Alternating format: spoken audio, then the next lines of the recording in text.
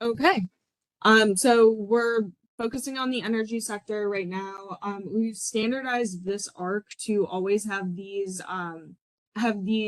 slides in them. So we're gonna go through an intro, history, who's who in the industry, adoption of data in that sector, and look at some what's next topics, and then we'll move on to discussion.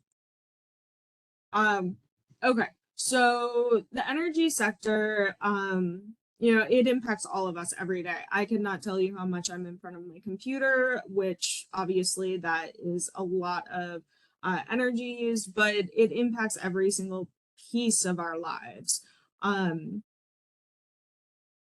Data within the energy sector is all about usage. It's about usage and it's about availability or yield. So it's always been used for creating these elements of energy, whether it's through R&D, discovery, through creating greater yield or greater usage out of the same amount of yield. Data has always been very integral with that, but data is also used highly in this highly regulated field. So because of the various regulations that are put on the energy sector in general, the data collection is um, focused on that ultimately and ensuring that while they are getting the maximum usage out of their yield, they're also able to comply with those regulations. One interesting piece of data that's used in the energy sector these days is data marketing. So using data and demographics to not necessarily skew, but rebrand the energy sector, particularly with the political implications of the energy sector these days. So some history. In 1836, one of the first practical batteries was created by John Daniel. So this wasn't the first battery by far, but what this allowed individuals to do is to have a practical source of electricity on a personal level. And then 1881, Thomas Edison patented the electrolytic meter. This was one of the first capabilities for data usage or usage measurement. So data collection around usage of electricity overall. This was pretty rudimentary. It was a piece of copper that over time usage of electrical current along that piece of copper would erode away the copper itself, and it would be weighed beforehand and afterwards, and the difference between the weight at the outset of whatever usage and the conclusion of that usage would be the usage rate, and you would be charged based on that. So pretty rudimentary. We've gotten a lot more sophisticated since then. There are automated digital meter reads. You don't ever have someone come out to your house anymore unless there's a problem. But that really was and is one of the fundamental data collection capabilities within the energy sector. 1938, I mentioned regulatory requirements in the last slide. This Natural Gas Act of 1938 was one of the linchpins in regulatory provisions being made upon energy sector organizations. And it was also it's also what started their significant data collection and shaped the data that they collected to ensure that they were compliant with these regulations, particularly the pricing system that was put in place by this act was extremely complex and required them to maintain a lot of that data. And then the last thing I wanted to mention, 2007, the Energy Independence and Security Act formally defined smart grids. And smart grids are kind of the aggregation of the usage or of the data collection and use within the energy sector, and then implementing the use of that data to create a product that is more efficient and effective. So here from Discover data science practices in clean energy are especially important in today's economy where low oil prices have increased the demand for cost-cutting measures in order to make smarter investments, reduce risk, and improve public safety. So ultimately, these data science practices, whether it be advanced algorithms or basic, basic manipulation, they're so impactful on the way that we reduce our impact on the environment. A couple big players in the industry, National Grid, obviously we have them here in Syracuse. They actually started in the UK in 1935, and in 2002 they acquired Niagara Mohawk, which is what brought them to Syracuse, and then have expanded since. International Energy Agency, this is a private organization that provides analysis, data policy, recommendations, solutions. You can get a lot of data sets out of there. They put out an annual report. They're very well reputable, and they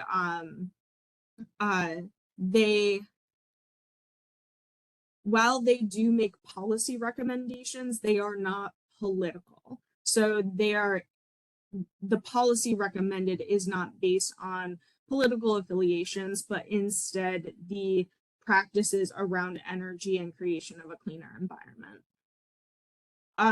GE has been one of the key players in creating innovation in the energy sector. So they are one of the largest creators of energy technology. One of the big examples these days, they are really involved in offshore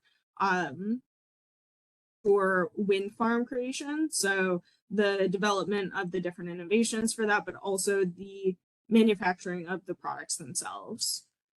And then finally, the US Department of Energy. This is a regulatory body. It's a big player in what is ultimately an oligarchy of organizations that run the energy sector.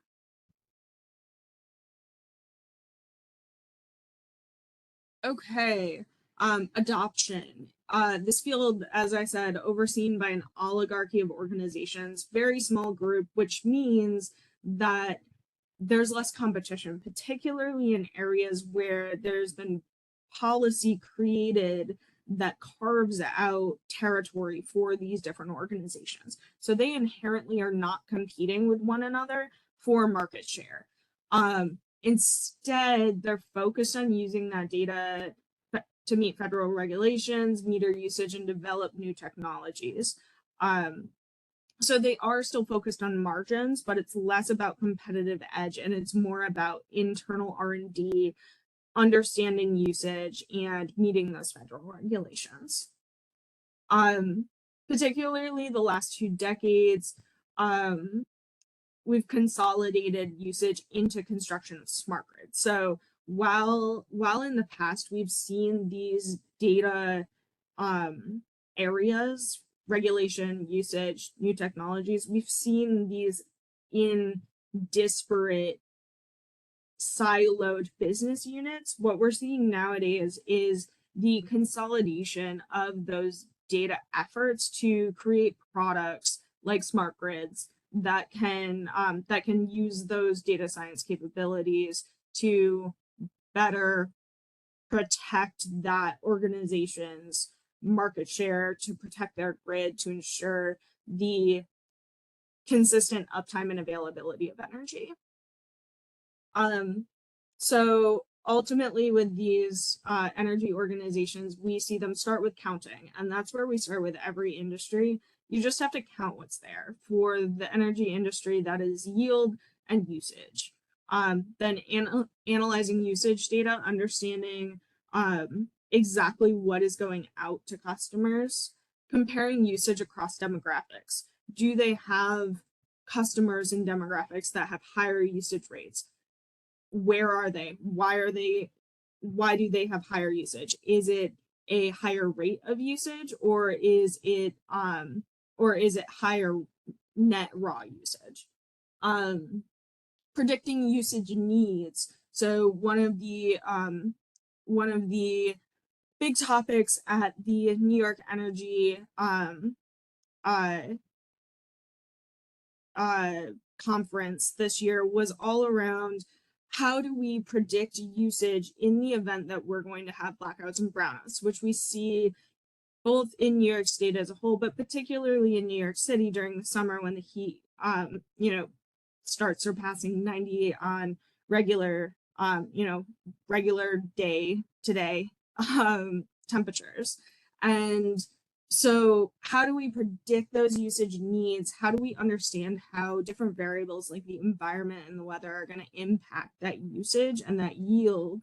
And then the next step is prescribing solutions to that.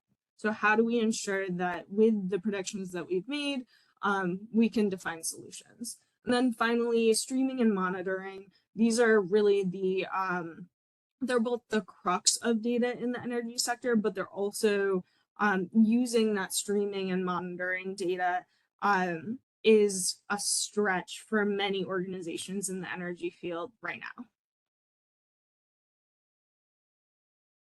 Some things that I think are coming up next is really a proliferation of smart grids. So we have smart grids right now. Grids are getting more modular, smaller individual grids that build to the larger grid of central New York or whatever area you're talking about. Auto scaling. So with that usage and yield, where can we predict this usage is going to be higher, and we can expand our yield ahead of time to ensure that we are not having blackouts and brownouts. And then pointed innovation. Right now, there's a lot of innovation around things like geothermal heating and hydrogen heating and different renewable energies that are very, not necessarily disparate, but very diverse. And what I see happening, especially with greater proliferation of data collection in those R&D, is more pointed innovation at those technologies that, with that data collection analysis, have proven to be more effective. Okay, so that's everything I had. Now I want to, hand it over to you guys. What do you all think? What do you see in the energy sector? What did you find interesting? Go ahead, Tim. Hi. So, like I said, a couple years, I worked at a tiny little company in the data sector out in Buffalo, and what they did, uh, which was really interesting, is New York State has a deregulated energy market, which basically means you can trade futures on energy. Um, and so um, So they had a lot of streams of data coming in between because they would track things like you were talking about, trying to predict usage, like based on we always had a stream of data coming in from NOAA, the National Oceanic and Atmospheric Administration, and we'd get usage like historical usage data from. I should back up. What their business model was is helping large institutions lower their energy costs by navigating the deregulated energy futures market in New York State. So, one of their biggest clients is the entire State University of New York system. Um, and so they would, track historical usage from all of these clients, and they would track weather information, and they would watch price data, and um, so yeah, it was just an interesting gig or job where there was a lot of databases to manage and a lot of software built around trying to munge all of that these disparate data sources into some kind of predictive model to help inform clients' purchasing decisions, because most of their clients were nonprofits, municipalities, something like that. So I don't know if I have any lessons to learn, but the deregulated market in New York, it's an interesting angle. It wasn't brought up that, and it means there's a lot of players in there now tracking data in the energy market almost like it's the stock market as well. So it's just another wrinkle in the complicated data landscape of energy. And I just wanted to share that. No further insights beyond that, really. No, that's really cool. Coming out of that, like it sounds like you were deep in a lot of different variables on a regular basis. Is Yes. there any that jumped out at you as like this is particularly influential? Uh, Unfortunately, I was never a domain specialist there, and I was more of a Java programmer. I was more working on the ETL data. Like we had a custom, extract, transform, load solution. Everything was made in house. It was very held together with bubble gum and duct tape. But it is a little company that got started, in the early 90s and wrote all their own software, and we were just sort of trying to keep the old girl alive. Um, but so yeah, unfortunately, I don't think I have any real insights there on that regard, because um, the knowledge of the domain was pretty siloed to like the senior analysts. But Hmm. I mostly maintained the database and just made sure the data they told me was important was flowing. I In another world, in a parallel world, I would have loved to have been a proper data scientist there. It certainly some, because they could definitely be doing more with what they had, but it Right. was still an interesting job, and I learned a lot. Is that company still around? Are they Yeah, successful or yeah. They're called Fluent Energy. If you want to look them up, out of Buffalo, New York. They're great people there. They have their niche in the business, and they're a solid client base. So like they're a very small company, but they're stable and steady, and yeah, So they're not a utility. they're not a utility, which is interesting, but they work closely with utilities. Where do they source that data? Uh, they would source it from the utility companies. There was open data that the utility companies would share, and I don't. We definitely had accounts to get into. I apologize, I left this company like 2 years ago, so some of those tricky things are starting to fade.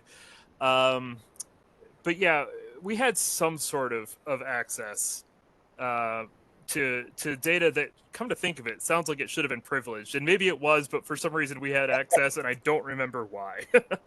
If you sign the NDA, you can see whatever Yeah, whatever. yeah, that's probably it, actually. Yeah, Now, was that data coming in at a property level, or was that at the grid level? at a property level, because Interesting. one of the other biggest competitors was this strange little co-op that was trying to bring the benefits of that um, deregulated market, like day ahead futures trading, the benefits of that to individual private purchasers, usually property owners. Um, so there was a co-op that was trying to bring it to the little people, and we had the co-op as a client because it was scaled enough to be worth it, because the margins were very tiny. I think their business model was they charge a tiny percentage per kilowatt hour that you purchase from the energy company, because it would still, or that you purchase on the day ahead market through them, because it would Yeah. still be less total than you would be paying at retail price after the fact, if that makes any sense. So yeah, they have a little percentage they skim. It doesn't make them a ton of money, but like I said, it's stable, and they're able to pay the 5 people that have been working there for 20 years. So they do okay. Just has to scale. That's all it has to do. Yep, it all just has to scale. Right. Now, they're unfortunately their homegrown software is not going to scale super well. But like I said, they do okay. They're great people. I glad I worked for them, and I hope they're doing well. I haven't really spoken to them in a while, but I learned a lot there, and yeah, it was just interesting to see the topic for today and be like, oh, I know 2 things about that. That's really interesting. I wonder, do they build a model for each client, or they just have a one model fit all? They just change parameters. They just have a one model fit all and change parameters, basically. Yeah, there would be so much opportunity for like modern business intelligence applications to probably inform them, but when I left, they were still doing everything out of Access and lots of many tabbed Excel charts. So the analysts there are incredibly, they know the field extremely well, and honestly, that the fact that the knowledge is so siloed into 2 people is why they aren't bigger, because that the people hours don't scale. Yeah. This is a terrifying concept. Yes. It's kind of interesting that you talk about that kind of from the data consumption and data analysis side, because I actually worked for a company on the data collection side where we built a proprietary mesh networking technology to do automated meter reading. That's at high density, and like, so we had the data right at the source, and then like we were kind of focused on the networking element of it, but we tried to move into like adjacencies, and I think like I don't know if anybody's heard of like demand response was kind of a big thing back in the 2010 2011 time frame. But like we tried to kind of like get some internal products going, since we were like right at the data source, but it was kind of like at that point, I mean, maybe it's more, the market's more mature now, but at that point, like nobody really knew like what to actually do with it, Yeah. Like we can get it, but like what did people want to do with it? And like, the product kind of just never really went anywhere. We didn't really have, it was like kind of too cutting edge for the electric utilities, which are notoriously, kind of dinosaur in their operational mindset. So yeah. Yeah, you should look at Rochester Gas and Electric's website sometime. Last I looked, it was straight out of 1994. It's interesting that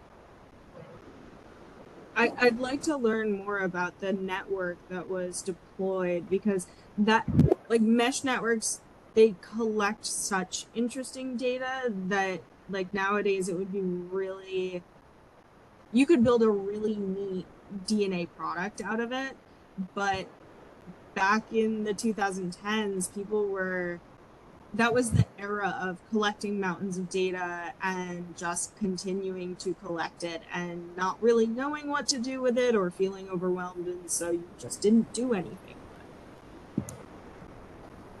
Yeah, please go ahead, Steve. Sorry.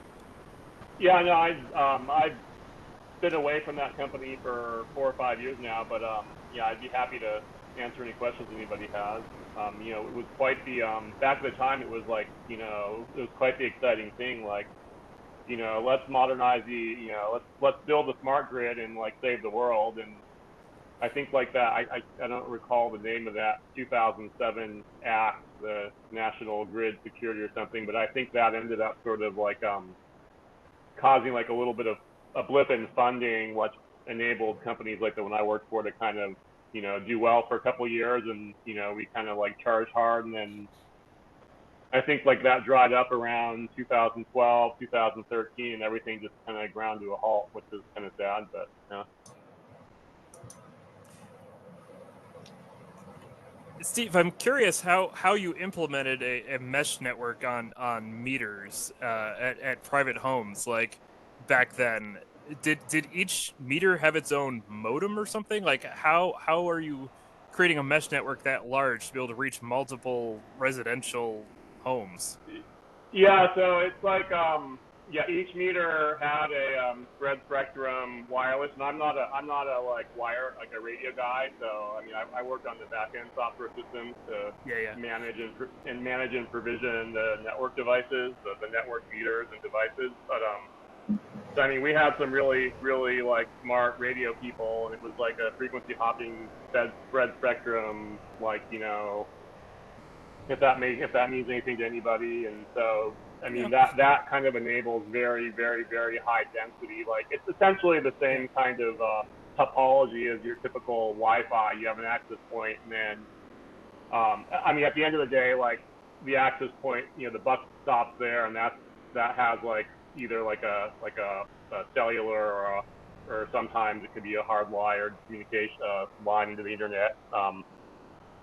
But the interesting thing is that the each meter can kind of like route data through other meters nearby, so that kind of achieves the sort of density and the scale. And like I said, like I don't know the radio stuff, but we had really smart radio people, and they managed to make that scale. And yeah, I mean, I think actually just it's kind of funny. I just had the meter on my house replaced today, and I'm kind of looking at it, and it might be our technology. I'm not totally sure. I have to take a closer look at it, but yeah, I saw one. I saw one of our APs in our access points in Ithaca a few weeks ago, also. So it's still ticking. It just needs more interest in funding, I guess.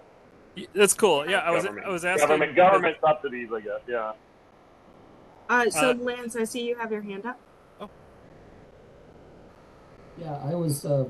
We were talking about integration meshes and stuff, and how we're trading energy back and forth. It's kind of like these utilities they're separate but yet connected. And I was thinking back to the blackout. I think it was 2003. I think it was that affected parts of the Northeast.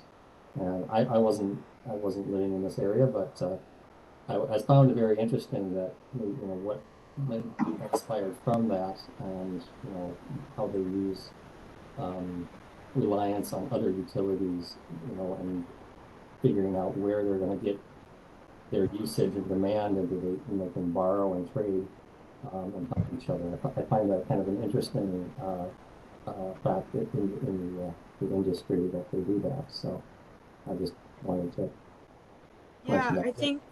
Oh, sorry. I think that event was one of the catalysts for the federal support for more modular grids, because of modular grids have an ability to be self-sustaining, and so there were grants and funding for civil engineers to create different types of these modular grids. And I think it's less so now because it's kind of gotten a foothold in the marketplace, and so there's obviously less funding once the private sector gets a hold of it. But I think that blackout was one of those catalysts.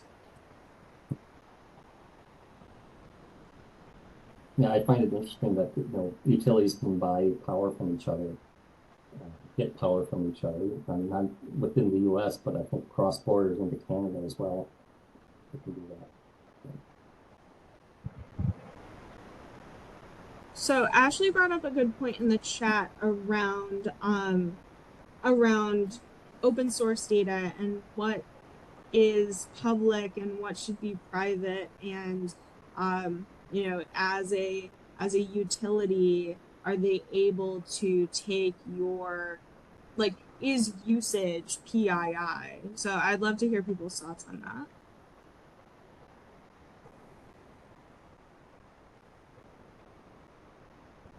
I mean, I would certainly consider it PII, but I'm a little more privacy minded than most, I would say. But it's certainly, energy data is not protected anything like medical data is. I mean, we didn't have to jump through many hoops. There was never any internal discussions about PII or anything like that. So I don't think many people are terribly concerned about the privacy of your usage data, for sure. think like the point at the substation level though is well taken. Like, you know, I just see like that section of I-95 that mysteriously collapsed, and I'm like, war in Ukraine, Russia, like what went on there? That's kind of odd. And like, I mean, having like substation level data like readily available would enable like kind of easy targeting decisions. So I would think like that would not be something you would probably really want to do. Yeah, I mentioned in the chat that we actually had a map in the office that had substations and power stations that the data was not available online, wasn't allowed to be posted online for security reasons. But we had one in office, and it was kind of a novelty. Like to that point, just I mean, at least for like some of what like I do for my stuff, like it's verifying through like Google Earth imagery, and like obviously you can get like somewhat of a feel from like satellite imagery of like, oh, there might be a substation here. This might be obviously like a bigger power station. It's kind of hard to miss, but for like for exactly what's going on, like understanding like that data is not something that everybody like for like you had said for like kind of like security as like I don't know, nation in general, or just like state-based, like not wanting that data to be public because it could be used as something like malicious. So, Ashley, does your work intersect with energy at all? You kind of mentioned Google Earth and all that. Like, have you had to work with the energy sector? It's mostly so. The company that I worked for, Osmos, they do like. I mean, they'll tell you it's more general, but for most of what I do, it's just like surveys of like utility poles. So just like checking them out, making sure like, hey, this pole's gonna fall over, and like probably make a lot of people upset when they don't have power for a couple days. So pretty much just monitoring like what's out there, for stuff like that. But sometimes like just having like updated like street view data could help with like verification for certain things as well, for like what's maybe like attached to the pole.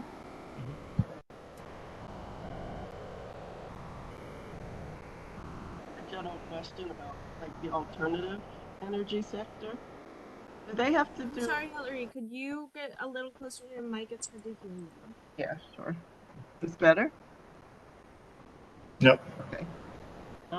Yeah, for the alternative energy sector, do they have to do more or different kinds of studies? Because they're sort of in a position where they have to prove themselves against the traditional energy that's like more readily accepted.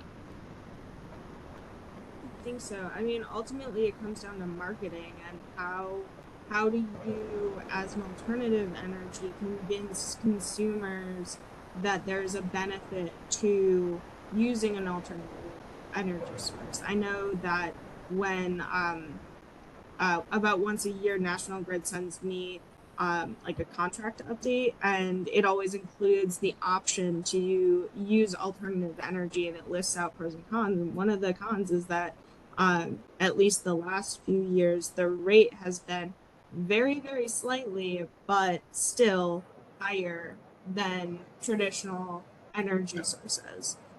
So you're paying for that altruism, essentially. But as far as like, I know that the like physical implementation of the energy sector requires things like environmental engineer surveys and civil engineering surveys and all of the different checks that go into the deployment of something before even ground gets broken. And I would imagine that alternative energy has to do equivalent but not the same types of surveys and studies of the land that they're going to be using. Like, what is the impact to the environment? Mm-hmm. So they would have to do kind of like a proof kind of thing, or showing all the ramifications and everything for the usage. This is a bit of a tangent, but in related to surveying land, I spent the last year as a field archaeologist for reasons, and I think I did 3 surveys in a row of renewable energy sites. Like, the renewable energy market is hopping. marginal farmland is being converted into solar farms at a pretty high rate. And yeah, we found some pretty cool sites in the process. Yeah, would Wow, be a lot of that's cost benefit interesting. analysis. Oh, sorry, Hillary. No, it's okay. I just said that's interesting. Good to know. Yeah, a lot of cost benefit analysis would probably go into that when comparing against, current, you know, carbon or fossil fuel based types of, types of energy. Especially when we're talking about things about environment impact. And then if it is, if it's a one-to-one, now you're looking at, the input costs to do that. Is it, feasible? Is it financially feasible to do that? So there's probably a lot of analysis on that side as well, your input costs versus your output or your income.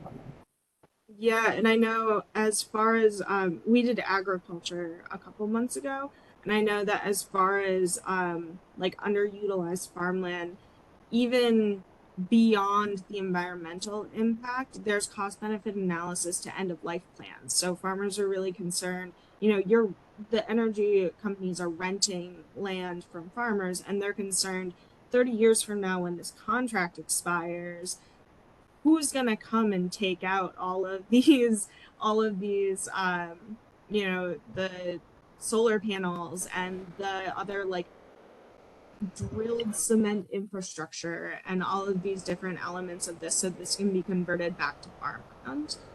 So it's a cost benefit analysis not just of like what's going to happen today but what happens 30, 40, 50 years down the road.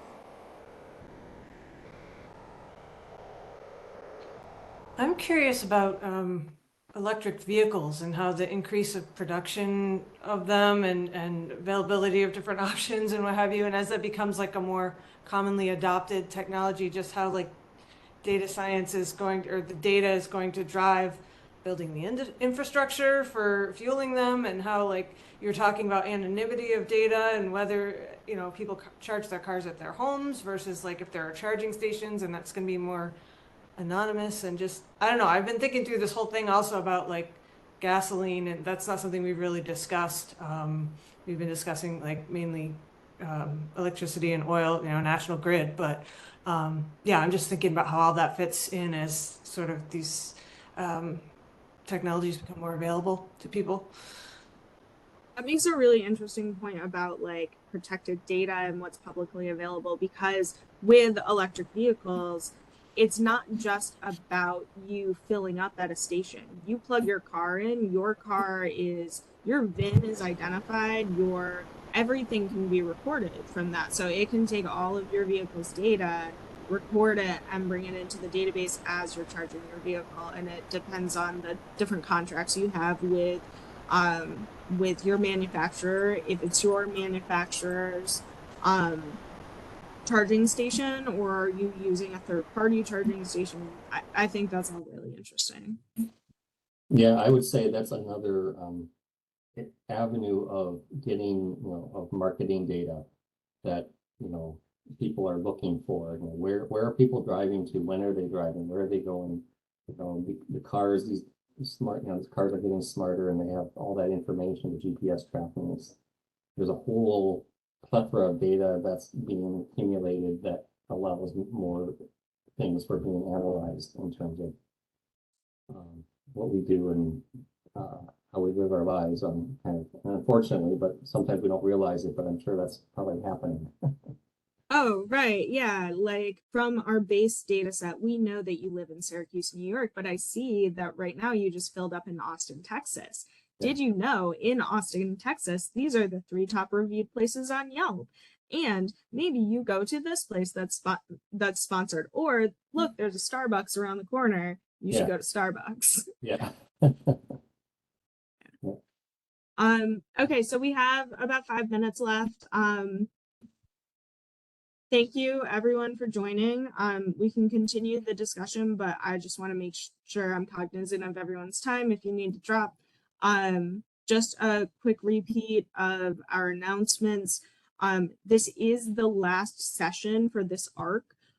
We will likely be skipping August, so you won't see a meetup for August, but we're looking to do a panel in September that covers all of the industries that we've focused on and just has a discussion with experts in the field. So that'll be hosted by us, but we will have additional participants. So if you have anyone in mind that you want to recommend, please reach out. We'd be happy to reach out to them and figure out the details.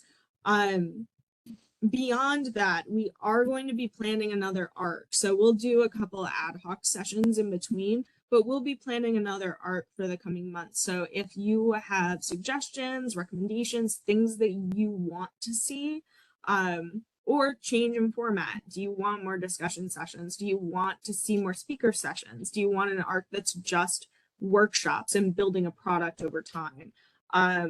So yeah, let us know, reach out, and we want to make sure that this is as beneficial for the community as possible, not just kind of my pet place to talk about the things that I like.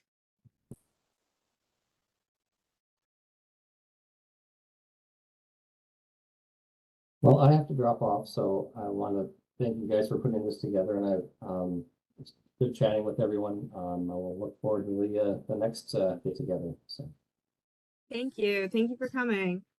Yes, nice meeting you. If anyone has anything additional, feel free to hang on, but otherwise, thank you all for joining, and I hope to see you at the next session.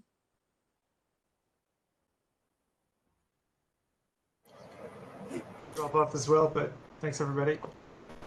Yeah, thank you. It was great meeting you, and that was a fun discussion. I look forward to the next one.